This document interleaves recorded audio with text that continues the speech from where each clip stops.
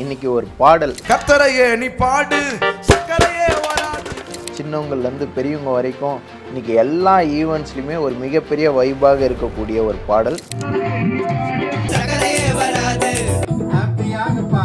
பிபியே வராது துதிப்போமா தேவனே. அந்த பாட்டுக்கு சொந்தக்காரர், அந்த பாடலை பற்றியும் அவருடைய வாழ்க்கையில் இருக்கக்கூடிய சுவாரஸ்யமான காரியங்களும் நம்மோடு கூட பகிர்ந்துக்கு வந்திருக்கிறாரு அண்ணன் ஜோசப் கரிகாலன் அவர்கள். இந்த பாட்டு உங்களுக்கு எவ்வளோ ஸ்பெஷல்ண்ணா? இப்போ இந்த பாடல் இவ்வளவு வைரலாக இருக்குது. ஆனால் இந்த பாடலுக்கு முன்னாடி நடந்த சம்பவம் இப்போ நான் சொன்னேன்னா என்னால் கண் கலங்காமல் இருக்க முடியாது. எனக்கும் ஆண்டவருக்கும் சம்மந்தம் இல்லை. நான் ஆத்தூரத்தில் இருந்தேன், ஒரு ஆட்டோ மெக்கானிக்காக இருந்தேன், பலவிதமான போதை பழக்கத்தில் இருந்தேன். நான் படுக்கும்போது கூட எங்கள் வீட்டில் இருக்கிறவங்க யாராவது கூட இருப்பாங்க. ஏன்னா எனக்கு அந்த வலிப்பு வர டைமில் நிச்சயமாகவே ஒரு முடிவு உண்டு, உன் நம்பிக்கை வீண் போகாது, மறப்பேனோ மறந்து போவேனோ, உம்மை மறந்தால் இந்த உலகில் வாழ்வேனோ. ஒவ்வொரு சூழ்நிலைகளில் ஆண்டவர் ஒவ்வொரு பாடல்களை கொடுக்குறாரு. அவர் தான் ஜோசப் கரிகாலன். அந்த கரிகாலனுக்கு பின்னாடி ஒரு மிகப்பெரிய ஒரு ஹிஸ்ட்ரி இருக்கே. அந்த பக்கம் ஒரு தலைவர் வரும்பொழுது அவர்கிட்ட தூக்கி கொடுத்துருக்குறாங்க, ஒரு பேர் வச்சிருங்க அப்படின்னு சொல்லிட்டு. அப்போது அந்த தலைவர் வச்ச பேர் டாக்டர் கலைஞர். ஆஹா, கரிகாலன்.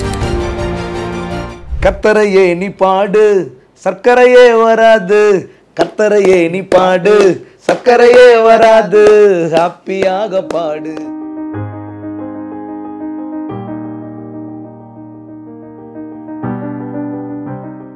வணக்கம் மக்களே, நான் உங்கள் சாந்தா. இன்றைக்கி ஒரு பாடல் சோஷியல் மீடியாவிலேருந்து ப்ரைம் சேனல்ஸ் வரைக்கும் பாடிக்கிட்டே இருக்கிறாங்க, பாடினவங்களை பற்றி பேசிக்கிட்டே இருக்கிறாங்க. அப்படிங்கிற சாங் உங்களுக்கே தெரியும். கர்த்தரையே நீ பாடு சர்க்கரையே வராது துதிப்போமா தேவனை அப்படிங்கிற பாடல் வந்து எவ்வளோ சென்சேஷ்னலாக இருக்குல்ல. சின்னவங்கள்லேருந்து பெரியவங்க வரைக்கும் இன்றைக்கி எல்லா ஈவெண்ட்ஸ்லையுமே ஒரு மிகப்பெரிய வைபாக இருக்கக்கூடிய ஒரு பாடல். அந்த பாடல் வெறும் பாட்டாக மாத்திரம் இல்லாமல் கர்த்தருடைய நாமத்தை மகிமைப்படுத்துறதுக்கு பயன்படுத்துகிற ஒரு பாடலாகவும் இருக்குது. அந்த பாட்டுக்கு சொந்தக்காரர், அந்த பாடலை பற்றியும் அவருடைய வாழ்க்கையில் இருக்கக்கூடிய சுவாரஸ்யமான காரியங்களும் நம்மோடு கூட பகிர்ந்துக்கு வந்திருக்கிறாரு அண்ணன் ஜோசப் கரிகாலன் அவர்கள். அண்ணா ரொம்ப சந்தோஷம் அண்ணா. வணக்கம். ரொம்ப சந்தோஷம். வணக்கம் அண்ணா. ஜோசப் கரிகாலன் அழகான பேர்ண்ணே. ஃபஸ்ட்டு இந்த பாட்டோட சென்சேஷன் இன்னும் அடங்கவே இல்லை, பயங்கர வைபாக இருக்குது. எங்கே பார்த்தாலும் இந்த பாட்டு தான். குழந்தைகள் காப்பகத்திலேருந்து முதியோர் இல்லம் வரைக்கும் இந்த பாடல். அது மாத்திரம் இல்லாமல் நிறைய நிகழ்ச்சிகளில் சோகமான வீடாக இருந்தாலும் சரி, சந்தோஷமான இடமா இருந்தாலும் சரி, இந்த பாட்டு இல்லாமல் ஒரு ஈவெண்ட்டே வந்து ஃபுல்ஃபில் ஆகாத மாதிரி ஒரு பாட்டு. இந்த பாட்டு உங்களுக்கு எவ்வளோ ஸ்பெஷல்ண்ணே? வேதவசனம் சொல்லுது பிலிப்பியர் 2:11 நாவுகள் யாவும் கர்த்தர் என்று அறிவிக்கும், முழங்கால் யாவும் முடங்கும். இது நடக்கும். இன்னைக்கு இந்த பாடல் வழியாக நான் பார்க்கும்பொழுது எல்லாருமே பாடுறாங்க, எந்த ஒரு பாகுபாடும் அவங்களுக்குள்ளே இல்லை, நல்ல சந்தோஷமாக பாடுறாங்க. இந்த பாடல் ஒவ்வொருத்தருக்குள்ளேயும் ஒரு சந்தோஷத்தை உண்டாக்கி இருக்குதுன்றதை நான் ரொம்ப நம்புகிறேன். ஆமென். அதை குறித்து நான் ரொம்ப சந்தோஷப்படுறேன். ஆண்டவருக்கு நன்றி சொல்கிறேன். இந்த பாடல் வந்து இப்போ தான் எழுதின பாடலா? இப்போ எழுதலை, இது 10 வருஷத்துக்கு முன்னாடியே நான் பாடிட்டு இருக்கேன். நம்புவீங்களா? 10 வருஷத்துக்கு முன்னாடி எழுதுகிற பாட்டு இன்றைக்கி வந்து பயங்கர ட்ரெண்டாக இருக்குது. ஆனால் ஆடியோவாக ரிலீஸ் பண்ணி 7 வருஷம் ஆகிடுச்சு. 7 வருஷம். யூடியூப்பில் அப்லோட் பண்ணி 3 வருஷம் ஆகுது. எனக்கு ஒன்றும் புரியல. சரி, இப்போ திடீர்னு இது ஃபேமஸ் ஆச்சு, திடீர்னு ட்ரெண்ட் ஆச்சு. எப்போ நீங்கள் வந்து இதை பார்க்குறீங்க, இவ்வளோ ஃபேமஸாக போயின்னு இருக்கா அப்படின்னு எப்படி தெரியும்? எல்லாருமே வீடியோ அனுப்புகிறாங்க, என்னப்பா உங்கள் பாட்டு இப்படி போட்டு ஒரு சிலர் உங்கள் ஃபேஸ் வருது, கீழே ஒரு சிலர் டான்ஸ் ஆடுறாங்க, கிண்டல் பண்ணுறாங்க அப்படின்ற மாதிரி சொல்ல ஆரம்பித்தாங்க. நான் அதை பற்றி கேர் பண்ணவே இல்லை. ஓகே, கிண்டல் பண்ணுறாங்க, ஓகே, ஒருவேளை அப்படி இருந்தாலும் அவங்களும் பாடுறாங்களே, வாய் வந்து ஆண்டவரை உயர்த்துதில்ல அப்படின்னு தான் நான் ஆண்டவரை துதிக்கிறேன். அப்படி தான் வருது எல்லாம். உங்களுக்கு ஓவராக வீடியோ அனுப்பும் போது தான் தெரியுது இவ்வளோ ஃபேமஸ் ஆகிருக்குன்னு. ஆமாம். ஆனால் எல்லா ஈவெண்ட்ஸ்லையுமே இருக்குண்ணா. அதுக்கப்புறம் நானும் பார்க்க ஆரம்பித்தேன். எதனா லிங்க் வருதுங்களா, அதை அழுத்தினோன்னுமே வருது. அதுக்கு அடுத்தது வந்துகிட்டே இருக்குது, என்னாலே பார்க்க முடியல, அவ்வளோ பேர் பாடிட்டு இருக்கிறாங்க. பெரிய சந்தோஷம். இந்த பாடல் வந்து இந்த ஆடியோ டெஸ்டிங்க்கெலாம் ஹலோ மைக் செக் 1 2 3ன்னு சொல்கிற மாதிரி இன்றைக்கி எல்லா பாஸ்டர்ஸும் அவங்களுடைய விசுவாசிகளை உற்சாகப்படுத்துறதுக்கும், கையை தட்ட வைக்கிறதுக்கும், வாயை திறந்து பாட வைக்கிறதுக்கும் இந்த பாட்டு வந்து பயனுள்ளதாக இருக்குது. இதற்காக தான் இந்த பாடல் வந்துச்சு. ஸ்டார்டிங்கில் பார்த்தீங்கன்னா யூஸ் பண்ணீங்க இது. ஆமாம், அந்த மாதிரி ஒரு சூழ்நிலையில் தான் ஆண்டவர் அந்த பாடலை கொடுத்தாரு. அந்த சபைகளுக்கெல்லாம் போவோம், மீட்டிங் கூப்பிடுவாங்க. போகும்பொழுது பார்த்தீங்கன்னா அங்கே ஜனங்க அமைதியாக உட்காந்துருப்பாங்க. நம்ம தான் பாடுங்க, வாயை திறங்க, நடனம் ஆடுங்க அப்படின்னு சொல்லுவோம். ஆனால் நிறைய பேர் அதை வந்து உற்சாகமாக செய்ய மாட்டாங்க. அதான் இந்த தூங்காதவங்களாம் அல்லேலூயா சொல்லுங்க. அப்போ தான் கொஞ்சம் முழிச்சிட்டு சொல்லுவாங்க பாருங்க டக்குன்னு. ஆமாம். அப்போ எப்படி இருக்கும் ஆராதிக்க, ஒரு ஊழியக்காரனா ஒரு ஆராதிக்க தேவனை மகிமைப்படுத்த போகிற அந்த ஊழியங்களில் போகும்பொழுது கொஞ்சம் கஷ்டமாக இருக்கிற மாதிரி இருக்கும். ஏன் ஜனங்க இப்படி இருக்கிறாங்க, என்ன பண்ணலாம் அப்படின்னு கேட்கும்பொழுது, ஏமா நீங்கள் எழுந்திரிக்க மாட்டீங்க, கொஞ்சம் ஷேக் பண்ண மாட்டீங்க அப்படின்னு கேட்கும்போது, இல்லைப்பா முடியலப்பா, முட்டி வலிக்குது, சுகர் இருக்குது, பிபி இருக்குது அப்படின்னு சொல்லிட்டு இருப்பாங்க. இதுக்கு என்ன பண்ணலாம் அப்படின்னு யோசிக்கும்பொழுது தான் ஆண்டவர் வந்து இந்த வரிகள்லாம் கொடுத்தார். கொடுத்து தான் பாடணும். பாடும்பொழுது அவங்களுக்குள்ள ஒரு உற்சாகம் வருது. என்ன உற்சாகம்னா, ஓகே ப்ராப்ளங்கள் இருக்குது, வியாதி பிரச்சனை பலவீனம் எல்லாமே இருக்குது, இருந்தாலும் விசுவாசமாக வராதுன்னு சொல்கிறாரே, பாடலாமே அப்படின்னு சொல்லிட்டு பாட ஆரம்பிப்பாங்க. அது மாதிரி எவ்வளோ பேர் தேவனுடைய நாமத்தின் மகிமைக்கென்று உற்சாகமாக ஆடி ஆண்டவரை பாடி உயர்த்தி இருக்கிறாங்க. எனக்கு தெரிஞ்ச ஒரு பாஸ்டரே வந்து அதை சொன்னார். அவருக்கு வந்து சுகர் இருக்குது, ஆனால் அவர் வந்து விசுவாசமாக அதை சொல்லும் போது, சும்மா நார்மலாக சொல்கிறதுலாம் ஓகே, விசுவாசமாக அதை சொல்லும் போது நான் அந்த பாட்டோட உண்மையாகவே அதனுடைய இருக்கக்கூடிய மேன்மையை வந்து நான் உணர்றேன். அந்த இருக்கிறவங்களுக்கு தான் அந்த பிரச்சனையோட ஆழம் புரியும் இல்லைங்களா? அந்த பாடல் வந்து இதெல்லாம் வராது, இது நடக்காது அப்படின்னு சொல்ல வரவே இல்லை. நிச்சயமா. இருந்தாலும் ஏன்னா வசனம் அப்படி தானே சொல்லுது. ஏங்க வசனம் என்ன சொல்லுது? விசுவாசிக்கிறவனுக்கு எல்லாம் கூடும். அது மாத்திரம் கிடையாது, இயேசு கிறிஸ்து ப்ரேயர் பண்ணுறதுக்காக கூப்பிட்டு போகிறார் சீஷருங்களை. சீஷருங்களை கூப்பிட்டு போகும்போது அவர் ப்ரேயர் பண்ணிட்டு வந்து பார்க்குறாரு, எல்லாம் தூங்கிட்டு இருக்கிறாங்க. இன்னைக்கு சபையில் தூங்குறது மட்டும் இல்லை, கூட இருக்கும்போது ஆமாம் தூக்கம் வந்திருக்கு. அப்போ அவர் பாருங்க, அவர் புரிஞ்சுக்கிட்டு தான் சொல்கிறாரு. என்ன சொல்கிறாருன்னா, மார்க்கு 14:38 நீங்கள் சோதனைக்குட்படாதபடிக்கு விழித்திருந்து ஜெபம் பண்ணுங்கள், ஆவி உற்சாகம் உள்ளது தான், மாம்சமும் பலவீனம் உள்ளதுன்றார். அவரே அதை கிளியர் பண்ணுறார். மாம்சம், இதை திருவிவிலியத்தில் படிச்சிங்கன்னா ஆவின்ற அந்த வார்த்தைக்கு மனதுன்னு போட்டிருக்குது. உங்கள் மனது ஆர்வமுடையதாக இருக்கிறது, ஆனால் உடலோ வலுவற்றதாக இருக்குன்னு. அது ரொம்ப கரெக்டாக அன்னைக்கு இயேசு கிறிஸ்துவே சொல்லியிருக்கிறாரு. உங்கள் மனசு வந்து துதிக்கணும், ஜெபிக்கணும், ஆர்வமாக தான் இருக்குது, ஆனால் உடல் அதுக்கு ஒத்துழைக்கலை. இப்போ சொல்கிறாங்களா இல்லையா, கேஷுவலாகவே பேசுவாங்கப்பா, எனக்கு வந்து எதனா செய்யணுன்ற மாதிரி ஒரு ஆர்வம் இருக்குது, ஆனால் உடம்பு ஒத்துழைக்க மாட்டேங்குதுப்பா.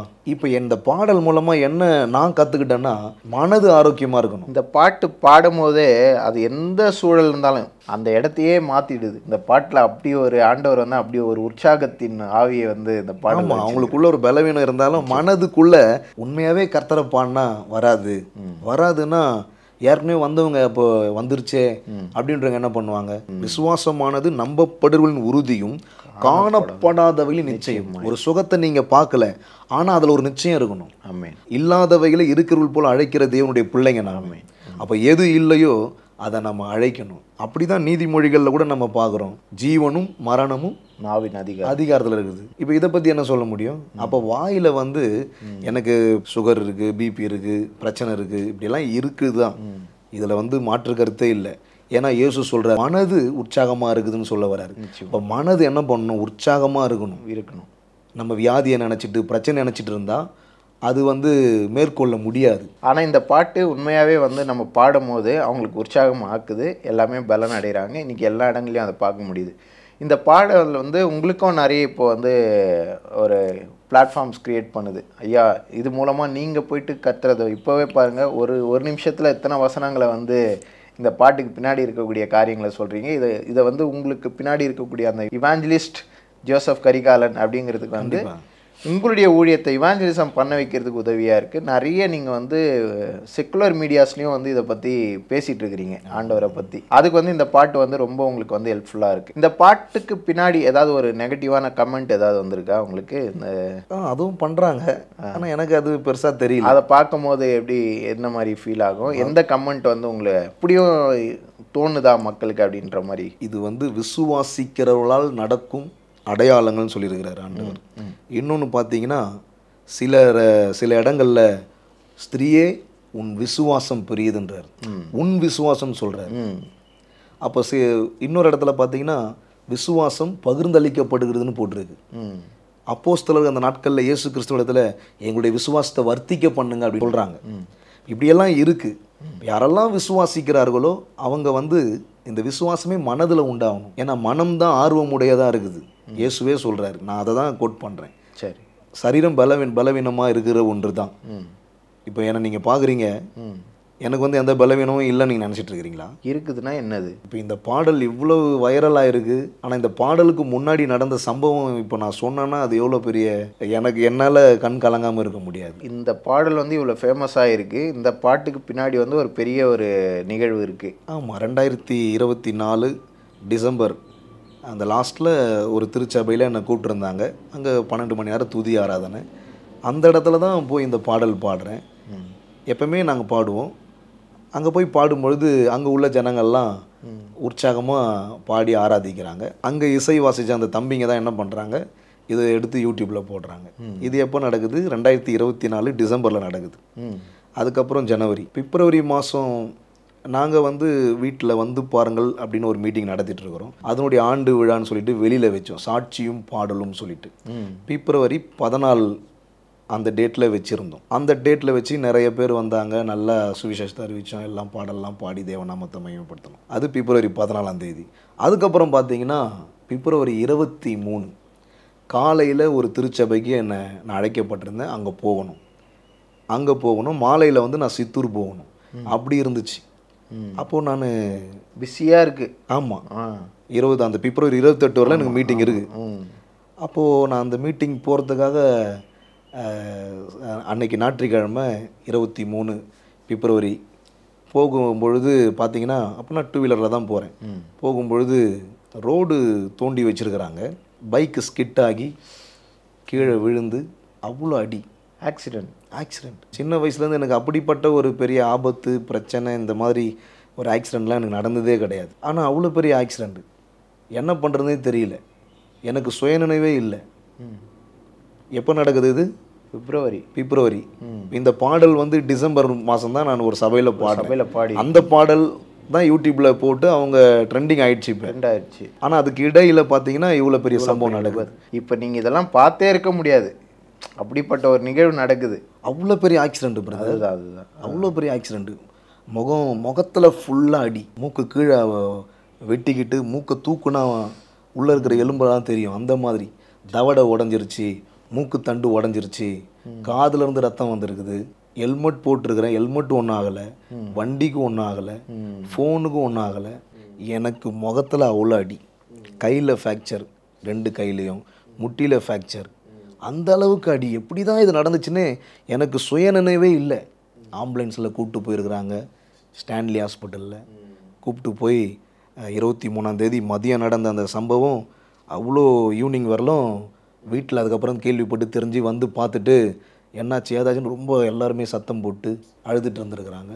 2 மணி நேரம் கிட்ட சுயநினைவே இல்லாத ஒரு நபராக இருந்திருக்கிறேன். அவ்வளோ அடி முகத்தில். டாக்டருங்கிட்ட கேட்டுருக்குறாங்க, சார் என்ன சார் இல்லை, அந்த ஸ்கேன் ரிப்போர்ட்டு, இசிஜி, அதுக்கப்புறம் எம்ஆர்ஐ ஸ்கேன் எல்லாமே வந்தால் தான் அதுக்கு நாங்கள் பதில் சொல்ல முடியும்னு சொல்லிட்டாங்க டாக்டருங்க. அந்தளவுக்கு சிவியரான அடி. ஆமாம், எதிர்பார்க்கவே இல்லை இது. நான் அந்த சபையில் வந்து பார்த்திங்கன்னா ஒரு புது மைக் வாங்கி கொடுக்கலான்னு போகிறேன். அந்த சபைக்கு நீங்கள் கொடுக்கறதுக்கு போகிறீங்க? ஆமாம், ஏன்னா நான் ஏற்கனவே அங்கே போயிருக்கிறேன். அந்த மைக்கு ஒரு துரும் பிடிச்ச மாதிரி இருந்துச்சு. அது என் மைண்டில் வந்துச்சு, போகிறோம் ஒரு மைக் வாங்கி போய் கொடுக்கலாம் அப்படின்னு. போகும்பொழுது இந்த சம்பவம் நடக்குது. இப்போ இது என்னன்னு சொல்கிறது, பாட்டு வந்து அதுக்கப்புறம் தான் ட்ரெண்டிங் ஆகுது. அவ்வளோ அடிப்பட்டும் ஹாஸ்பிட்டலில் கேட்டுட்ருக்கிறாங்க. இப்போ டாக்டருங்க சொல்கிறாங்க இந்த ரிப்போர்ட்லாம் வந்த பிறகு தான் சொல்ல முடியும். இப்போது ஃபேமிலியுடைய மனநிலை எப்படி இருக்கும்? 2 ஹவர் மீதே ஒரு கேள்வி கேட்குற அளவுக்கு இருக்கும் இல்லையா? நம்மளுடைய விசுவாசத்தை அசைச்சு பார்க்குற மாதிரி. கண்டிப்பாக 2 ஹவர் கிட்ட சுயநினைவே இல்லாத நிலை இருக்குது. அதெல்லாம் ஃபோட்டோ எடுத்து வச்சுருக்கிறாங்க. எனக்கு கூட தெரியாது. உண்மை அதை நினைக்கும் போது ரொம்ப கஷ்டமாக இருக்குது. அவ்வளோ அடி, வாயில் அடி, பல்லு உடஞ்சிருச்சு, தவடை உடஞ்சிருச்சு, மூக்கு தண்டு உடஞ்சிருச்சு, இப்படிலாம் சொல்லிகிட்டு இருக்கிறாங்க.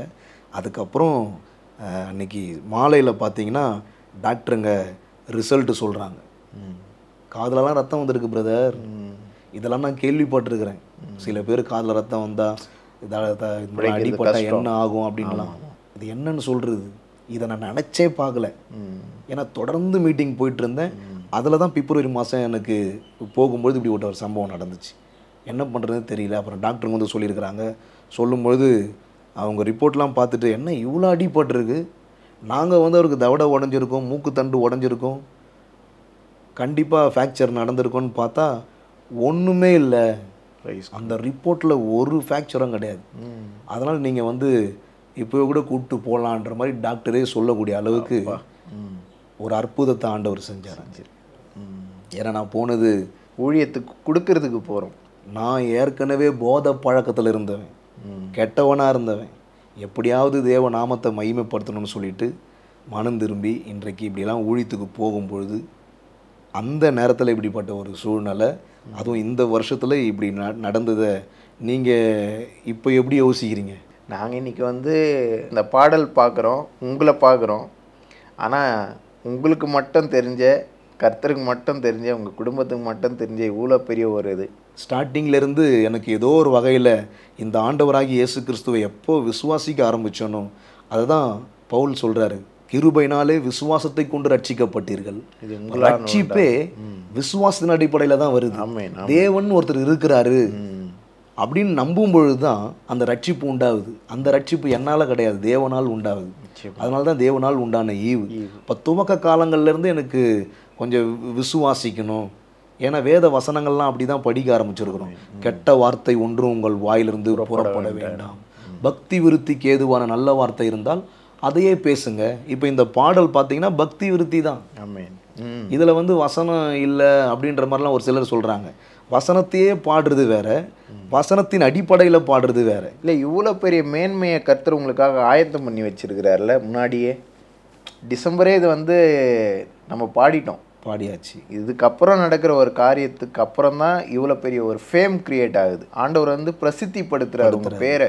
அந்த அளவுக்கு வந்து கர்த்தர் வந்து ஏற்கனவே உங்களுக்காக ஒரு ஆயத்தம் பண்ணி வச்சுட்டு இந்த ஒரு காரியத்தையுமே வந்து பிசாசு தொடுறதுக்கு அனுமதிச்சிருக்கிறார், நம்மளுடைய விசுவாசத்தை இன்னும் உறுதிப்படுத்துறதுக்கு. அதுக்கு இடையில தான் அவ்வளோ பெரிய ஆக்சிடென்ட்.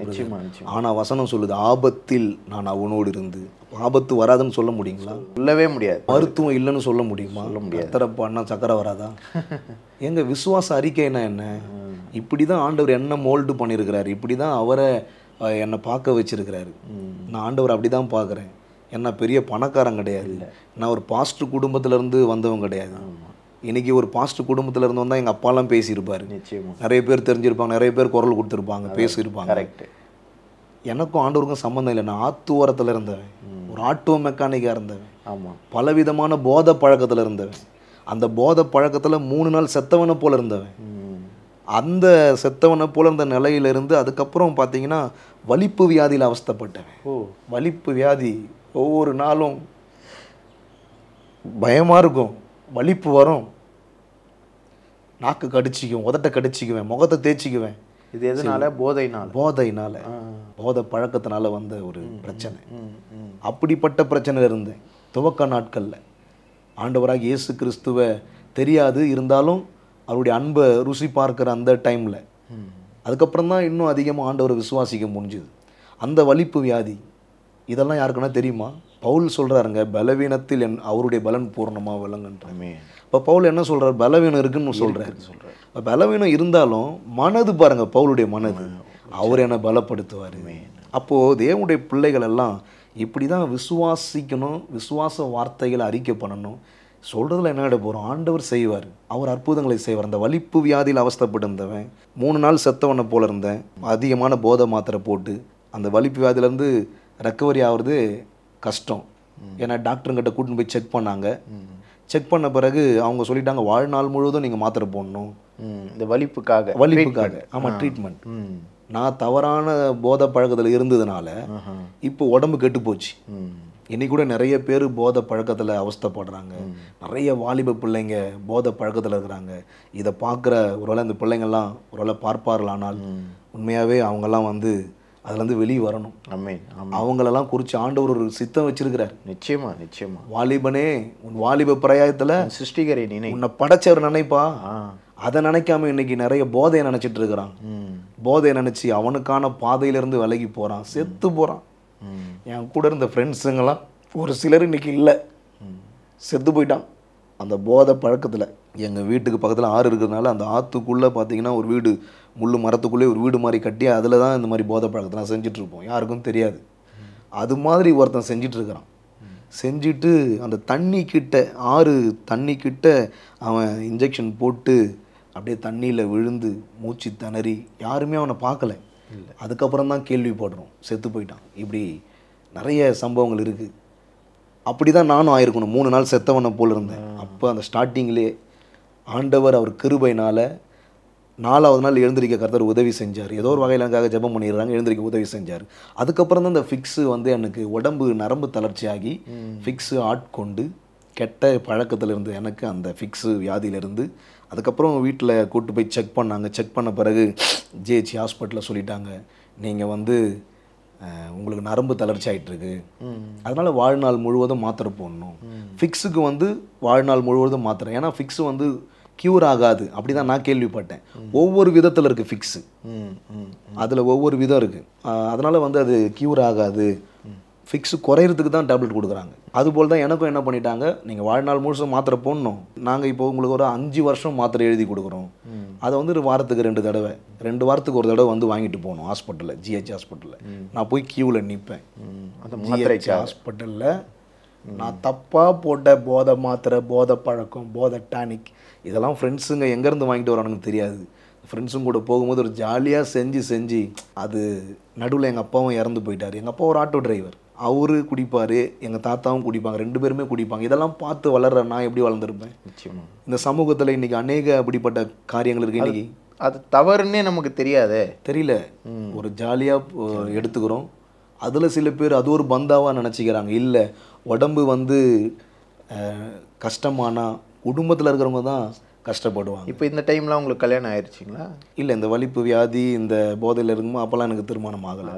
இந்த வலிப்பு வியாதியிலேருந்து இந்த பிரச்சனையில் அவஸ்தைப்பட்டு டாக்டருங்க மாத்திரை கொடுத்து அந்த வாரத்துக்கு 2 வாரத்துக்கு எடுத்து போய் நான் வாங்கிட்டு போவோம் பாருங்கள். ஜிஹெச் கியூவில் நிற்கிறேன். நிற்கும்போது வாலிப பிள்ளைங்க, கை குழந்தைங்க, கழுத்து வராமல் நான் எவ்வளோ நல்லா இருக்கிறேன் போலடான்ற மாதிரி இருக்கும். எனக்கு தூங்கிட்டு இருக்கும்போது தான் வலி போகிறோம்.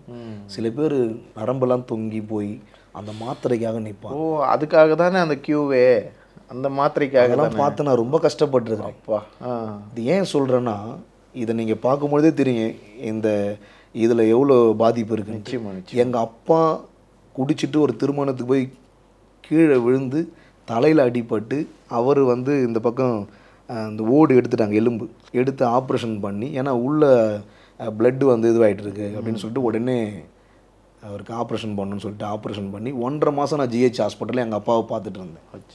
எப்பயோ ஒருத்தர் எங்கேயோ விழுந்திருப்பார் கீழே, திடீர்னு மயக்கடிச்சு விழுந்து ஹாஸ்பிட்டலில் கூட்டு வந்து சேர்ப்பாங்க. நான் இது மாதிரி ஜிஹெச் ஹாஸ்பிட்டலில் நிறைய பேரை பார்த்தேன், நிறைய பேஷண்ட்டு அந்த வெண்டிலேட்டரில் போட்டு வச்சுருப்பாங்க. 1.5 மாதம் நான் ஜிஹெச் ஹாஸ்பிட்டலில் வந்தேன்னா பார்த்துங்க. அந்த 8 சம்மந்தப்பட்ட இடத்துல வந்த எல்லாருமே எனக்கு கண்ணுக்கு தெரிஞ்சு இறந்து போனாங்க. எங்கள் அப்பா 1.5 மாதம் இருந்து எங்கள் அப்பா கடைசி அவரும் இறந்து தான் போனார். Coma stage. அவருக்கு ஆப்ரேஷன் பண்ண அதுக்கு பிற்பாடு கோமா ஸ்டேஜ். ஆனால் இந்த ஜிஹெச் அப்பா அதெல்லாம் சொல்லும் போது எனக்குமே வந்து அது வந்து ஒரு இமோஷ்னலான ஒரு கனெக்ட் இருக்குது. என்னென்னா எங்கள் அப்பா வந்து கேன்சரில் இருந்தாங்க. அப்போ வந்து ஜிஹெச்சில் தான் வந்து அவருக்கு இந்த கீமோ, இந்த ட்ரீட்மெண்ட்லாம். ஸோ அப்போ வந்து இந்த கீமோக்கு வந்து வெளியே ரேடியேஷன்லாம் கொடுக்கும்போது வெளியே உட்கார வச்சுருப்பாங்க. அப்போ நிறைய பேரை அங்கே பார்ப்போம், நிறைய ஃபேமிலிஸில் அந்த ரேடியேஷனுக்காக இருக்கும்போது அப்பாக்காக அழுகிறதா இல்லை அங்கே வந்திருக்கிறவங்களுக்காக அழுகிறதானே தெரியாது. அந்த மாதிரி வந்து நீங்கள் சொல்கிற காரியம் எனக்கு ரொம்ப கனெக்ட் ஆகுது. இது மாதிரி தான் நான் நிறைய ஹாஸ்பிட்டலில் பார்த்துருக்குறேன். எனக்கு வலிப்பு பிரச்சனை, அதற்கும் நான் ஹாஸ்பிட்டலில் பார்த்துருக்குறேன். அந்த டாக்டருங்க 5 வருஷத்துக்கு எனக்கு மாத்திரை கொடுத்துட்டாங்க. அப்பா, வாழ்நாள் முழுசும் மாத்திரை போடணும். ஆனால் இப்போ வந்து ஒரு 5 வருஷத்துக்கு நாங்கள் மாத்திரை எழுதி கொடுக்குறோம். அப்போ பாருங்கள், 5 வருஷம் நாங்கள் மாத்திரை போடணும். அதுவும் சொல்லிட்டாங்க, இந்த மாத்திரை நீங்கள் விட்டு போட்டால் வலிப்பு இன்னும் அதிகமாகிடும்னு சொல்லிட்டாங்க. இப்போ நமக்கு ஸ்டார்டிங்கில் ஒன்றும் தெரியாது, என்னடா இது ஒரு மாத்திரையை விளையாட்டத்தனமாக விட்டு போட்டேன், இன்னும் வலிப்பு அதிகமாகிடுச்சு. ஒரு ப்ரைவேட் ஹாஸ்பிட்டலில் போய் பார்க்கக்கூடிய வசதி வாய்ப்பு எங்களுக்கு இல்லை. நான் ஒரு ஆட்டோ மெக்கானிக்காக இருந்தேன். அப்பா இறந்த பிறகு ஆட்டோ மெக்கானிக் வேலையும் எந்த வேலை கிடைக்குதோ போய் செய்யணும், விரக்தி. நாங்கள் மொத்தம் 5 பேர், ஒரு குடும்பம் ரன் பண்ணணும். ஆற்று ஓரத்தில் வீடு, இந்த மாதிரி போதை, இந்த வலிப்பு, உடம்பு பாதிப்பு, என்ன பண்ணுறது? ஒரு வேலை கொடுப்பாங்களா வலிப்பு இருக்குன்னு? ஏன்னா நம்பி போய் வேலை செய்ய முடியுமா? முடியாது. அதனாலே வீட்டில் என்ன பண்ணுவாங்கன்னா, இவன் வெளியே எங்கேயும் அனுப்பாதிட்டாங்க, எங்கே வேணால் வந்துடும். அதனால் நான் படுக்கும் போது கூட எங்கள் வீட்டில் இருக்கிறவங்க யாராவது கூட இருப்பாங்க. ஏன்னா எனக்கு அந்த வலிப்பு வர டைமில் இந்த சாட்சி எங்கே சொன்னாலும் எனக்கு அழ வராமல் இருக்காது பிரதர். வலிப்பு வர டைமில் யாராவது கூட இருக்கணும். அவங்களுக்கு இந்த வலிப்புடைய இது தெரியாது. வலிப்புனாலே ஏதோ இரும்பு கொடுக்கணும், அது மாதிரி தான் எனக்கு கொடுத்துருக்குறாங்க. ஹாஸ்பிட்டலில் போன பிறகு செக் பண்ணிவிட்டு நீங்கள் வாழ்நாள் முழுதும் மாத்திரை போடணும். அதுக்கு முன்னாடி 5 வருஷம் மாத்திரை, காலையில் 2 இரவு 2. லெப்டைன் சோடியம் ஆல்பர்ட் சொல்லிட்டு அந்த மாத்திரை பேர். இன்றைக்கும் மாத்திரை சீட்டு இருக்குது, பொய் சொல்லலை, ஏதோ புருடா உள்ள கதை உள்ள அந்த மாதிரி ஒரு நிலையிலேருந்து இப்போ இந்த மாத்திரை மருந்துலேருந்து நான் எப்படி வெளியே வர முடியும்? என் வாழ்நாட்கள் முழுதும் மாத்திரை மருந்திலே கழிக்க முடியுமா? பண வசதி கிடையாது. பணம் இருக்கிறவங்க என்ன பண்ணுவாங்க, பணம் இருக்குது எனக்கு எல்லாமே எல்லாம் நான் ட்ரீட்மெண்ட் பண்ணிக்கிறேன் அப்படின்வாங்க. என்கிட்ட பணம் இல்லை. ஆனால் அதுக்கு பிற்பாடு தான் இந்த ஆண்டவர் மேலே ஒரு விசுவாசம் வருது, அவரை பற்றிய ஒரு விசுவாசம் வருது. அதுக்கப்புறம் பைபிள்லாம் படிக்கிறோம். பைபிள் படிக்கும்போது என்ன, அவர் இல்லாதவைகளை இருக்குள் போல் அடைக்கிற தேவன், பலவீனனும் தன்னை பலவான் என்று சொல்லுவானாக, விசுவாசித்தால் தேவனுடைய மகிமையை காண்பாய். இதை யோசிக்கும் பொழுது பைபிள்லேயே அப்படிப்பட்ட ஒரு ஸ்டோரி இருக்குது. பெரும்பாடுள்ள ஸ்திரீ, அவ பாருங்க, அவருடைய ஆஸ்தியெல்லாம் மருத்துவருக்கே செலவு செஞ்சிருக்கிறான்னு போட்டிருக்கு. செலவு செஞ்சுட்டான், இப்போ ஒன்றுமே இல்லை, ஆனால் சுகம் ஆகலை. இது பைபிளில் இருக்குது, இது நடந்த சம்பவம். ஆனால் ஆண்டவரை பற்றி கேள்விப்பட்டு அவர்களுக்குள்ள ஒரு விசுவாசம் வருது. இந்த வஸ்திரத்தின் ஓரத்தையாவது தொட மாட்டோமா, அவருடைய வஸ்திரத்து ஓரத்தை தொட்டால் போதும் நான் சுகமாயிடுவேன் அப்படின்னு சொல்லிட்டு அதே போல் தொடரா, அவளுக்கு சுகமாகுது. அப்போ இங்கே மெடிக்கல் வந்து தப்புன்னு சொல்ல முடியுமா? இல்லை. விசுவாசிக்கும் பொழுது தேவனுடைய மகிமையை காண முடியும். அதுபோல தான் நானும் என்னுடைய வாழ்க்கையில் வாழ்நாள் முழுவதும் மாத்திரை மருந்து அப்படியெல்லாம் என்னால் முடியாது. நம்ம வந்து மருந்து மாத்திரை சாப்பிட்றதுக்கு தவறுவோம். டாக்டருங்க சொல்லிட்டாங்க அது அதிகமாகிடுன்னு சொல்லிட்டாங்க, அதுபோல் தான் அதிகமாகிடுச்சு. இப்போ இதுலேருந்து நான் எப்படி ரெக்கவரி ஆகுது, எப்படி எனக்கு சுகம்?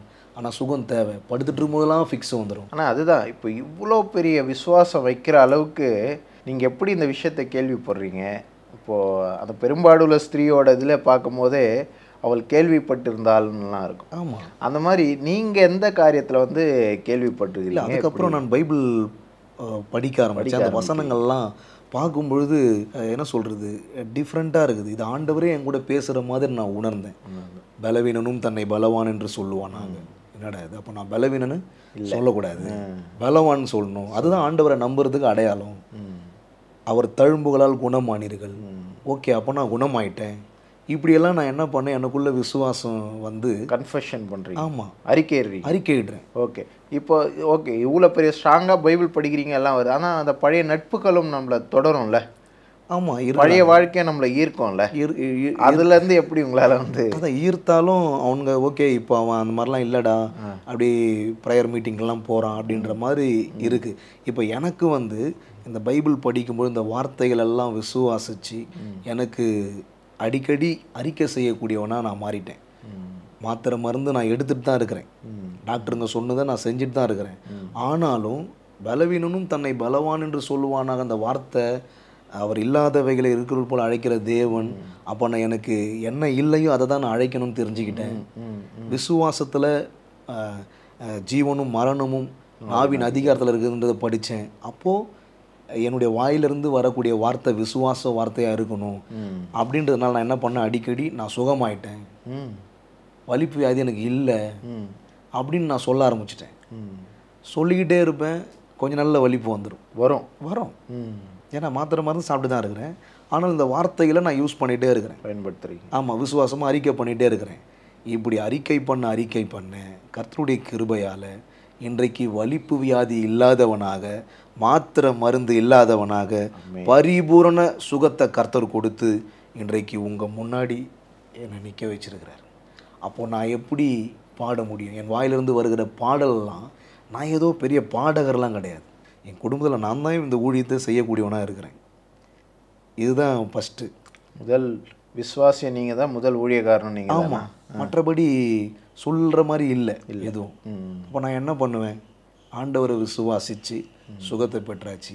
அப்போ அதன் அடிப்படையில் ஆண்டவரை பாடும் பொழுது, துதிக்கும் பொழுது விசுவாசமாகவே பாடல்கள் எனக்கு வருது. எனக்கு ஒன்றும் நடக்காது, அவர் எனக்கு சுகத்தை கொடுப்பாரு அப்படின்னு சொல்லி சுகமாயிட்டேன். அதை தான் இன்னைவரெல்லாம் சொல்லிட்டு இருக்கிறேன். இந்த பாடலுக்கு பின்னாடி இவ்வளோ பெரிய விசுவாசத்தில் உறுதியாக நிற்கக்கூடிய தேவனுடைய அற்புதத்தை பெற்று இருக்கீங்க வாழ்க்கையில், இல்லையா? அதை தான் நான் வந்து அடியன் வந்து மற்றவர்களுக்கும் அதை ஆவியானவர் ஆண்டவர் என் மூலமாக பாடல்களை அவர் தான் கொடுக்குறாருன்னு சொல்லுவார். இந்த பாடல் இப்போ வந்து பயங்கர சென்சேஷனலாக ஆனதுனால உங்களுடைய சாட்சிகளும் நாங்கள் வந்து கேள்விப்படும்படியாக கர்த்தர் வந்து இந்த பாடலை பயன்படுத்துகிறார். ஆனால் இது மட்டும் இல்லை, நீங்கள் வந்து நிறைய பாடல்கள் எழுதியிருக்கீங்க, நிறைய பாடல்கள். அதை சொல்கிறதுக்காக தான் வந்துட்டுருக்கிறேன். இந்த பாடல் வார்த்தைகள் வரிகள்லாம் பார்த்தீங்கன்னா வேத வசனம் அடிப்படையில் தான் பாடல் வருது. ஆனால் சில பாடல் அந்த வேத வசனம் மாதிரியே இருக்காது, அதை விவரித்து சொல்லக்கூடியதாக இருக்கும்.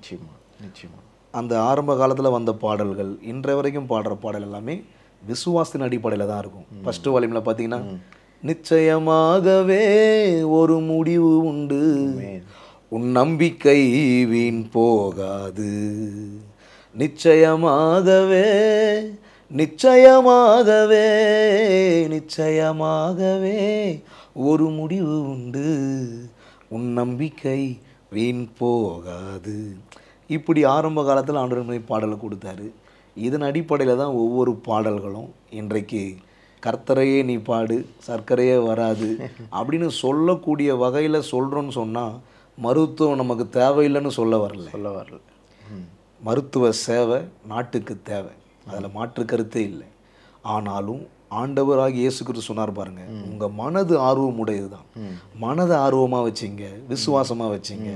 அப்படி தான் இன்றைக்கு இந்த பாடல்கள்லாம் வெளிவர கர்த்தர் இன்றைக்கு எத்தனையோ பாடல்கள் பாட வச்சிட்டாரு. எனக்கு உங்களுடைய பாடலில் மறப்பேனும் மறந்து போவேணும் பாட்டு வந்து ரொம்ப ரொம்ப பிரியமான ஒரு பாட்டு. ஆனால் ஆனஸ்ட்டாக சொல்லணும்னா அது உங்களுடைய பாடல் தான்னு எனக்கு தெரியாது. ஏன்னா எத்தனையோ முறை நான் அந்த பாட்டை கேட்டிருக்கேன், எத்தனையோ முறை அந்த பாடலை நான் பாடியிருக்கிறேன். ஆனால் வந்து இது உங்களுடைய பாடல் தான் தெரியாது. இந்த பாட்டெல்லாம் வந்து பயங்கரமான பாடல்கள்லாம் எழுதிருக்கீங்களா? ஒவ்வொரு சூழ்நிலைகளில் ஆண்டவர் ஒவ்வொரு பாடல்களை கொடுக்குறாரு. அவர் தான் எப்படின்னு சொன்னால், நம்ம முதல்ல ஸ்டார்டிங்கில் சொன்னோம் பாருங்க, அந்த விபத்து ஆக்சிடெண்ட், அதை சொல்லி தான் இப்போ இவ்வளோ விஷயங்களை பேசுகிறதுக்கு ஆண்டவர் உதவி செஞ்சிருச்சு. இப்போது 23 அடிப்படுது, 24 டிஸ்சார்ஜ் ஆகிறேன், 25, 26, 27 வீட்டில் இருக்கிறேன். 28 எனக்கு மீட்டிங் இருக்குது, நான் போகணும். போஸ்டர் நோட்டீஸ்லாம் போட்டாங்க, போயிட்டீங்க. கர்த்தருடைய கிருபையால் அந்த மீட்டிங்க்கு ஆண்டவர் என்னை போக வச்சார். எதனால்? என்னால் முடியாதுன்னு கிடையாது, என்ன ஆண்டவர் பலப்படுத்துவார். அங்கே போய் ஊழியம் செய்கிறேன், வாயில் அடி மாஸ்க்கு போட்டுக்கிட்டு அங்கே போய் என்ன பாட்டு பாடுறேன். அதுதான் விசுவாசம். பலவீனனும் தன்னை பலவான் என்று சொல்லுவானாக. சும்மா ஏதோ வசனத்தை படிக்கிறது பிரசங்கிக்கிறது மாத்திரம் கிடையாது, கிரியை இல்லாத விசுவாசம் செத்ததாக இருக்குன்னு நம்ம வேதத்தில் வாசிக்கும். வாயை திறந்து பாடு, அதை தான் அங்கே பாடுறேன். ஜனங்களுக்கு ஆச்சரியம், என்ன இப்படிலாம் கேள்வி போட்டோம், இந்த மாதிரி ஒரு நிலையில் அவர் வந்திருக்கிறாரு, இவர் பேசுவார பேச முடியல. என்னுடைய உள்ள பார்த்தீங்கன்னா செட்டிங்கே மாறிடுச்சு. உண்மையாகவே அது சாத்தியம் இல்லை, செட்டிங்கே மாறிடுச்சு. சாப்பிட முடியல, ஸ்டாலில் தான் நான் சாப்பிட்றேன். இவ்வளோ பிரச்சனையில் என் மனது ஆண்டவர் எனக்கு கொடுத்துருக்கிற அவர் மேலே உள்ள விசுவாசம் அவர் அங்கே அன்றைக்கி பாட வச்சுது. இப்படி நடக்கும்பொழுது எனக்குள்ள விசுவாசம் தான் வளர்ந்துட்டுருக்கு. அங்கே பாடுறேன், என்ன பாடுறேன் தெரியுங்களா? வாயத்திறந்து பாடு வாய் வலி வராது, வாயத்திறந்து பாடு வாய் வலி வராது, சிரிச்சு துதிச்சு சிரிச்சு துதிச்சு பாடு பல்லு வலி வராது. ஒரு பல்லு உடையலைங்க, தவடையே உடஞ்சிருச்சுன்னாங்க, ஒரு பல்லு உடையல. ஆனால் ஆண்டவர் சுகத்தை கொடுத்து அந்த வலி வேதனையிலையும் அவரை விசுவாசித்து அவரால் முடியும், அவர் என்னை பலப்படுத்தி நடத்தினார். அன்றைக்கு அந்த வந்த ஜனங்களுக்குள்ள ஒரு விசுவாசம் உண்டாச்சு. ஏன்னா இவரே இந்த நிலைமையில் பாடுறாரு. அவ்வளோ அடியில் வாயை திறந்து பாடு, வாயே திறக்க முடியாத இருக்கிற அந்த சூழ்நிலையில் இந்த மாதிரி ஒரு பாடல் பாடுறதுன்றது உண்மையாக விசுவாசம் தான். ஆமாம், சும்மா ஏதோ விசுவாசிக்கிறேன் கிடையாது, விசுவாசமே ஒரு பரீட்சை தான். ஆமீன். அதை தாண்டி வர அவருடைய கிருபையினால் விசுவாசத்தை கொண்டு ரட்சிக்கப்பட்டிருக்கிறதுனால தேவன் நடத்தி கொண்டிருக்கிறார். கிரியை இல்லாத விசுவாசம் செத்ததாக இருக்குது. இது வந்து நம்ம யாரையும் வந்து உங்களுக்கு எதுவுமே வராது எதுவுமே நடக்காது அப்படின்றது வந்து மருத்துவ ரீதியாக நம்ம வந்து, நான் பெரிய டாக்டர் கிடையாது, நான் வந்து 8வது தான் படிச்சிருக்கிறேன், எனக்கும் அதிகமாக படிப்புக்கும் சம்மந்தம் கிடையாது. நான் பைபிள் வாசித்தேன், பைபிள் வாசிக்கும் பொழுது பலவீனன் இப்படி தான் பேசணும்னு சொல்லியிருக்கு, நான் அதை தான் பேசுகிறேன். அப்படி பேசி தான் வலிப்பு வியாதிலேருந்து சுகத்தை கொடுத்தாரு. அப்படி பேசி தான் இன்றைக்கு இவ்வளோ பெரிய ஆபத்துலேருந்து ஆண்டவர் என்ன 3வது நாளே ஊழித்து கொண்டு போய் பாட வச்சார். இதெல்லாம் பெரிய ஆச்சரியம், எனக்கே இதுவாக இருக்குது.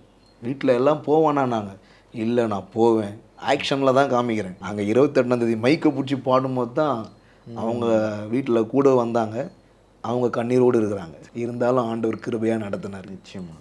இது மறப்பேனும் மறந்து போவேணும், அதை தான் சொல்ல வரேன். இதெல்லாம் நினைக்கும் பொழுது எப்படி ஆண்டவரை மறக்க முடியும்? கண்டிப்பாக. இதெல்லாம் நினைக்கும் பொழுது எப்படி மறக்க முடியும்? அவர் மறந்தால் எப்படி உலகத்தில் வாழ முடியும்? அப்படி நினைக்கும் பொழுது தான் ஆண்டவர் கொடுக்குற வரிகள் தான். மறப்பேனோ மறந்து போவேனோ, உம்மை மறந்தால் இந்த உலகில் வாழ்வேனோ. மறப்பேனோ மறந்து போவேனோ, உம்மை மறந்தால் இந்த உலகில் வாழ்வேனோ. நான் நிற்பதும் நிர்மூலமாகாததும், நிர்மூலமாயிருப்பேன் ஆனால் நிர்மூலமாகாதபடி இன்றைக்கி நிற்க வச்சு உங்கள் மத்தியில் கொண்டு வந்து சாட்சியாக ஆண்டவர் பயன்படுத்துகிறாருன்னா அவர் எப்படி மறக்க முடியும்? இதன் அடிப்படையில் தான் ஒவ்வொரு பாடல்களும். இதை கேட்குறவங்க அவங்களுக்குள்ள ஒரு விசுவாசம் வரணும். மாம்சம் பலவீனம் உள்ளது, அதில் மாற்று கருத்து இல்லை. மாம்சம் மண்ணுக்கு போகுது, நிச்சயம். அதில் மாற்று யாருன்னா சொல்ல முடியுமா? அதனால தான் மாம்சத்திற்குரியவன் தான் மாம்சத்திற்குரியவளை சிந்திக்கிறான், ஆனால் ஆவிக்குரியவன் ஆவிக்குரியவளை சிந்திக்கிறான். எனக்கு ஆண்டவர் உதவி செய்வார். ஒருவேளை மாத்திரை மருந்து யூஸ் பண்ணுறாங்களா? நான் கூட அப்படி தான் யூஸ் பண்ணிட்டு தான் இருந்தேன். அந்த வலிப்பு வியாதிக்கான மாத்திரை மருந்து போட்டுட்டு தான் இருந்தேன். ஆனால் எனக்கு வராதுன்னு சொல்லிட்டு இருந்தேன். சீக்கிரமாக வலிப்பு வயது நின்றும், ஆண்டவர் சுகத்தை கொடுப்பாரு. அதனுடைய விளைவு அந்த வியாதியிலிருந்து கர்த்தர் எனக்கு சுகத்தை கொடுத்து முழுமையாக விடுதலை ஆயிட்டீங்க. மாத்திரை மருந்து இல்லை, பல வருஷங்கள் ஆயிடுச்சு.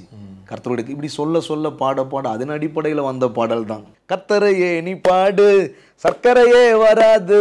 கர்த்தரையே நீ பாடு, சர்க்கரையே வராது. ஹாப்பியாக பாடு, பிபியே வராது. ஹாப்பியாக பாடு, பிபியே வராது. துதிப்போமா தேவன, பாடுவோமா கர்த்தரை. இப்போ இந்த வார்த்தைகள்லாம் சொல்லக்கூடிய அளவுக்கு எனக்கு தைரியம் இல்லை, ஆனால் ஆண்டவர் சொல்ல வைக்கிறாரு. அதனால தான் இன்றைக்கு எல்லார் வாயும் அதை அறிக்கை செய்யுது. பாடலுக்கு எனக்கும் சம்மந்தம் கிடையாது பிரதர். நான் மறுபடியும் சொல்கிறேன், நான் ஒரு டேப் தான், குழா.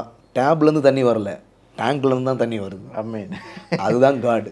அதை எப்பவுமே நான் சொல்லுவேன். எனக்கு பாடல் இதெல்லாம் எனக்கு சம்மந்தமே இல்லை. ஆண்டவர் கொடுக்குறத நான் பாடுறேன், விசுவாச அறிக்கையாக பாடுறோம். இது இப்படி எத்தனை பாடல்கள் பாடியிருக்கீங்க? நிறைய பாடல்.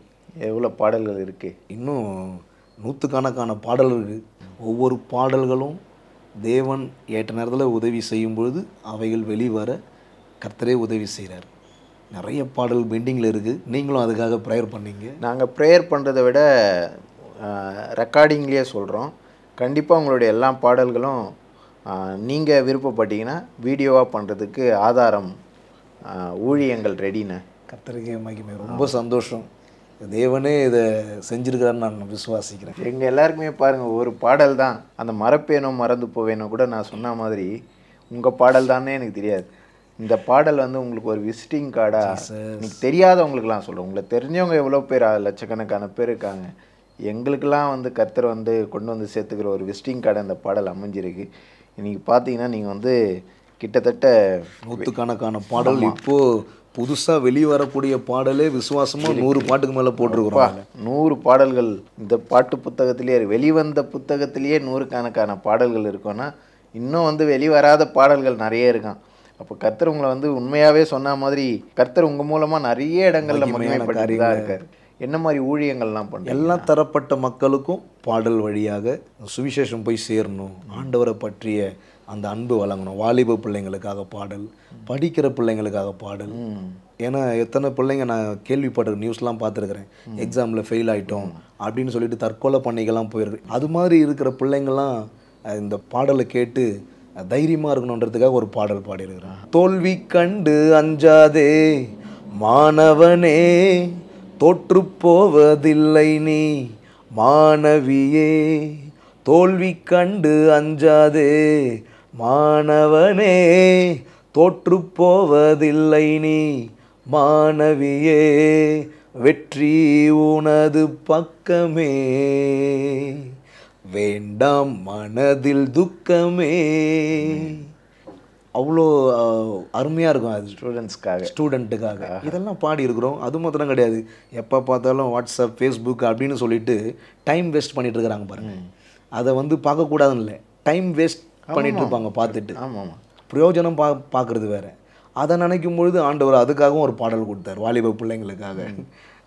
அதையும் பாட்டுமா? இந்த தயவு செய்து ஆண்டவரோட பேச நேரம் குறிக்கிற வாட்ஸ்அப்பில் நேரம் போகுது தெரியலை, அதில் சேட்டிங் செய்யும் நேரம் மட்டும் குறையலை, டெய்லி பைபிள் எடுத்து படிக்க உனக்கு நேரம் கூட இல்லை, வைபரில் நேரம் போகுது தெரியலை, அது உன்னை சைபராக்க போகுதுன்னு புரியலை, ஏற்ற காலத்தில் உன்னை உயர்த்தும்படி நினைக்கும் தேவனுக்கு நேரம் கொடுக்க முடியலை, ஏற்ற காலத்தில் உன்னை உயர்த்தும்படி நினைக்கும் தேவனுக்கு டைமை கொடுக்க முடியலை, அதுக்கே நேரம் போகுது, உங்கள் ஜப வாழ்க்கை தூரம் போகுது, அதுக்கே டைமு போகுது, உங்கள் ஆசீர்வாதம் தூரம் போகுது.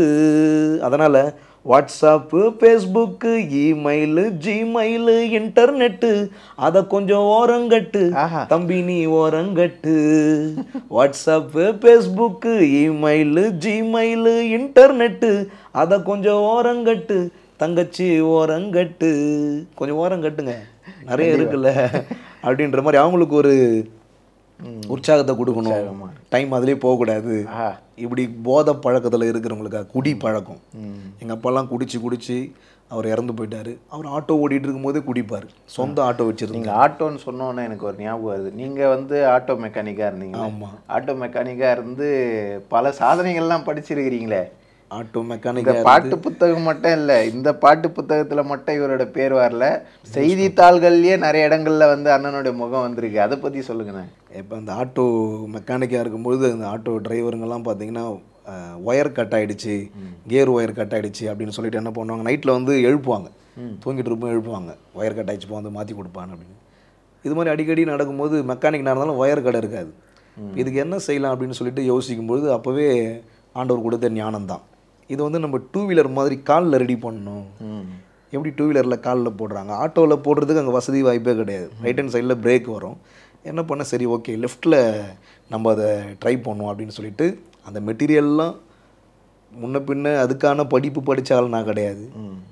அந்த எனக்கு தெரிஞ்ச அந்த பட்டறைகளில் போயிட்டு அதுக்கான எக்யூப்மெண்ட்ஸ் எல்லாம் ரெடி பண்ணி ஆட்டோவில் காலில் கியரை ரெடி பண்ணியாச்சு. அது என்னென்னா ஒயர் கட் ஆனாலும் பின்னாடி போயிட்டு அந்த லிவர் காற்று பின் மாற்றிட்டா கியர் ஒர்க் ஆகும். சூப்பர். காலில் போட்டு வந்துடலாம். அவங்க கவலைப்பட தேவையில்ல, சவாரி மிஸ் பண்ண தேவையில்ல, காலில் போட்டே வந்துடலாம். தேவைன்னும் போது ஒயர் சேஞ்ச் பண்ணிவிட்டோம், கையிலையும் போடலாம். 2 2 in 1 யூஸ் பண்ணலான்ற மாதிரி பண்ணோம். அதை தான் Dinamani, Indian Express, Pothigai TV இப்படிலாம் வந்து பேட்டி எடுத்தாங்க 2004 அந்த டைமில். அப்போவே ஒரு சாதனை புரிஞ்சாச்சு. ஆமாம், இந்த பேட்டி வந்து கர்த்தருடையதுக்கு, அந்த பேட்டி வந்து உலகத்தில் வெளிச்சமாக இருக்கிறதுக்கு. ஆமாம், அந்த டைமில் பஜாஜில் இந்த பேப்பர் நியூஸ்லாம் பார்த்து கூப்பிட்டாங்க. பூனாவில் வந்து நாங்கள் இதை அனுப்புகிறோம், நீங்கள் எப்படிலாம் தயாரிச்சிங்கன்னு சொல்லிட்டு ஃபோட்டோ எடுத்து எனக்கு கொடுங்க அப்படின்னு சொன்னாங்க. இன்றைக்கி அந்த ஃபோட்டோலாம் இருக்குது. அதை நான் எடுத்து கொடுத்தேன். அதுக்கப்புறம் நாளடைவில் பார்த்தீங்கன்னா ஆண்டவர் அதை அனுமதிக்கலை. ஆட்டோவுக்கு நிறைய பேர் இருக்கிறாங்க, ஆத்துமாக்கள் நிறைய ரிப்பேர் ஆகிருக்கு. ஆஹா, அதை சரி பண்ணணும் அப்படின்றதுக்காக பாடவே தெரியாத எனக்கு, ஒரு டேபாக இருந்த எனக்கு அவர் வந்து பாடல்லாம் கொடுத்து இன்றைக்கி பாட வச்சு இந்த பாடல் மூலமாக நிறைய பேர் மனம் திரும்புகிறாங்க. குடி பழக்கத்தில் உள்ளவங்க, குடியை கெடுக்கும். பாடியிருக்கீங்க. ஆமாம், குடிப்பழக்கம் குடியை கெடுக்கும். பாடுங்க. ஆட்டோ ஓட்டிட்டு குடித்தவர் ஆட்டோவுக்கு டியூ கட்டாமல் போனார், டியூ கட்டாமல் போனதால் ஆட்டோவை சேற்றெடுத்துட்டு போனார். அண்ணன் ஆட்டோ ஓட்டிட்டு குடித்தவர் டியூ கட்டாமல் போனார், டியூ கட்டாமல் போனதால் ஆட்டோவை சேற்றெடுத்துட்டு போனார். இந்த குடியால் பொழப்புங்கட்டு வருமானம் எல்லாம் போகுதன்ன, ஓனராக இருந்த நீங்கள் இப்போ டிரைவரானது ஏங்க, சிந்திக்கணும் இதை நீ சிந்திக்கணும், கேட்டுக்கணும் சொல்லுறத கேட்டுக்கணும், உன்னை அழிக்கும் குடி தேவையா, குடிச்சா நீ வாழ்வியா, கர்த்தரின் வார்த்தையை கேளையா, அதுதான் உனக்கு ஜீவனையா, நித்திய ஜீவனையா. குடிப்பழக்கம் உன் குடிய கெடுக்கும், குடிப்பழக்கம் உடல் நலத்தை கெடுக்கும். இது மாதிரி ஒவ்வொரு மனிதர்களையும் போய் சேரக்கூடிய பாடல்களை ஆண்டவர் கொடுத்துருக்கிறார். இல்லை, இது ரொம்ப உங்களுக்கு நீங்கள் பார்த்து அனுபவிச்ச விஷயங்கள்ல. எங்கள் அப்பாவை பார்த்தேன். ஆமாம் ஆமாம் ஆமாம். எங்கள் அப்பா சொந்த ஆட்டோ வச்சுருந்தாரு. அதுக்கப்புறம் குடிச்சியாக அந்த ஆட்டோ போயிட்டு சேட்டு எடுத்துன்னு போயிட்டாரு. இதெல்லாம் தான் அந்த வரிகளில் வருது. இதை கேட்குறவங்கெல்லாம் மனம் திரும்பி இருக்கிறாங்க. சாட்சியெல்லாம் இருக்கு. நிச்சயமா. அதுக்கப்புறம் பிராந்தி கடன் ஒரு பாட்டு இருக்குது. ஆமாம், நம்ம சமுதாயத்தில் இதை வந்து எப்படி சொல்கிறது, எனக்குள்ள ஒரு பாரம் இருக்குது. எல்லாம் இந்த போதை பழக்கம் இல்லாத ஒரு விஷயம் நடக்கும். இல்லை, நான் எப்படி பார்க்குறேன்னா, உண்மையாகவே கிறிஸ்து வந்து எல்லாருக்குமான தேவனாக தான் வந்தார். அவர் யூதருக்கான தேவனாக இல்லை. அது மாதிரி நாமளும் சுவிசேஷம் அறிவிக்கணும்னா உலகத்துக்காக தான் நம்ம சுவிசேஷம் அறிவிக்கணும். சொசைட்டிக்கு தான் நம்ம இருக்கிறோம், கம்யூனிட்டிக்கு தான் நம்ம இருக்கிறோம். வெறும் திருச்சபைகள் மட்டும் பாடுற மாதிரியான பாடல்களை பாடுறதுக்கு அநேகர் இருக்காங்க. ஆனால் இவர்கள் மத்தியில் உலக பிரகாரமாக உலகத்தில் இருக்கிறவங்களும் பார்க்கக்கூடிய, அவங்களும் பாடக்கூடிய அளவுக்கு, அவங்க ரிலேட் பண்ணிக்கிற அளவுக்கு இருக்கக்கூடிய வரிகளும் அப்படிப்பட்ட டியூனும் கர்த்தர் வந்து உங்களுக்கு கொடுத்து, இதுதான் ரியல் சுவிசேஷமாக பார்க்குறேன், இதுதான் நீங்கள் சுவிசேஷ பணியில் இருக்கிறதுக்கான அர்த்தமாகவும் பார்க்குறேன். நான் நரிக்குறவர்களுக்காக கூட பாடல் அவங்களுக்கும் இருக்கு. ஆமாம், எல்லாருமே எல்லாருக்குமான தேவன். நான் சொல்லுவேன், இவர் மனிதர்களுக்கான தேவன். இயேசு வந்து அதனால தான் மனம் திரும்புங்கள், பரலோக ராஜ்யம் சமீபமாக இருக்குன்னு. இப்போ மனதில் தான் ஒரு மாற்றம் உண்டாகணும். மனது தான் ஆர்வம் உடையதாக இருக்கணும். அதை தான் பவுலும் சொல்கிறார், மனம் புதிதாகிறதுனாலே மறுரூபமாகும். இப்படி எல்லாமே இந்த பைபிள் பார்த்தீங்கன்னா மனதை பற்றி தான் பேசுது. நான் பெரிய பைபிள் ஃபுல்லாக நான் முடிச்சிட்டேன் அப்படின்னு சொல்ல முடியாது. இந்த பைபிள் ஃபுல்லாக எனக்கு தெரியும்னு சொல்ல முடியாது. ஆனால் இந்த பைபிள் ஃபுல்லாக யாரை சொல்லுதோ அவரை தெரியும். ஆமென். அதனால தான் நான் விசுவாசமாக இன்றைக்கும் போகிற இடத்துலலாம் சொல்லிட்டு இருப்பேன், என்னை பேய் பிடிக்காது, காரணம் பேய்க்கே என்ன பிடிக்காது. விசுவாசிக்கிறவன் இப்படி தான் பேசணும். ஆமென், ஆமென். இதை கர்த்தர் செய்ய மாட்டாரா? பலவீனத்தில் சுகம் கொடுக்க மாட்டாரா? சொல்லுவோமே, நிச்சயமா செய்ய போகிறது ஆண்டவர் தானே. ஆமென். விசுவாசிப்போமே. அதனுடைய அடிப்படையில் தான் நிறைய பாடல்கள் பாடிட்டே இருந்தால் டைம் போகிறதே தெரியாது. நிறைய எல்லா காரியங்களுக்கும் எல்லாருக்குமான பாடல்கள் இருக்குது.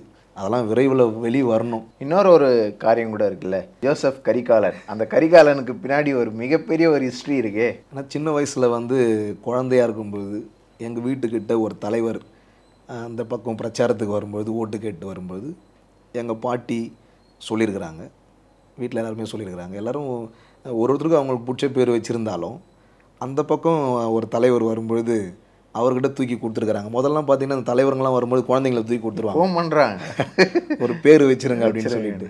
அப்போது அந்த தலைவர் வச்ச பேர் டாக்டர் கலைஞர்.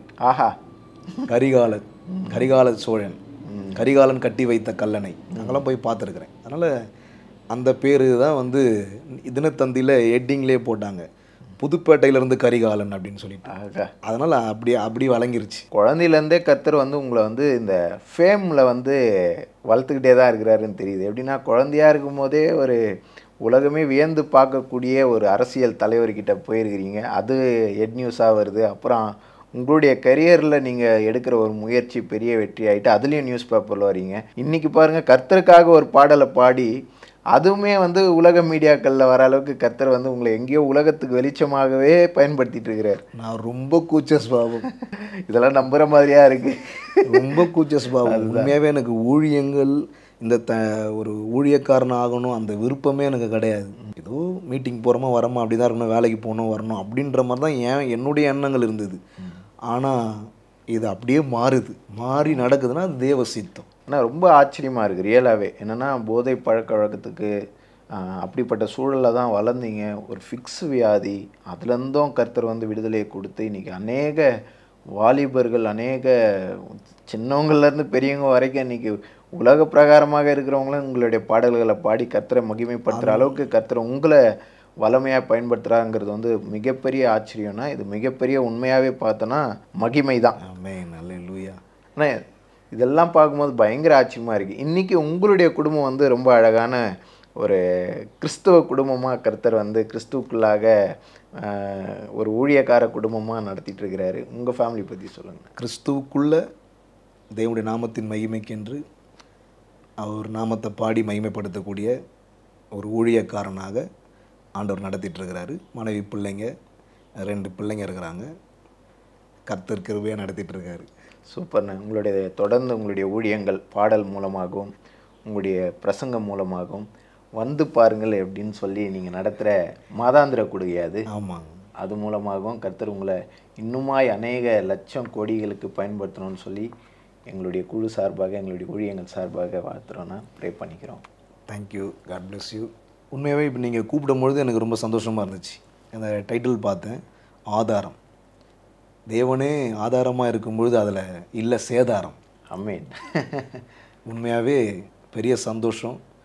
இந்த ஆதாரம் சேனலில் வந்து தேவனுடைய நாமத்தின் மகிமைக்கின்ற அவர் தான் ஆதாரம் என்பதை சாட்சி மூலமாக பாடல் மூலமாக நான் மட்டும் இல்லை இன்னும் அநேகரை இந்த இடத்துல கொண்டு வந்து உங்களுடைய ஊழியங்களையும் கர்த்தர் உலகத்துக்கு வெளிச்சமாக தொடர்ந்து பயன்படுத்துவார் விசுவாசிக்கிறேன். தேங்க்யூ.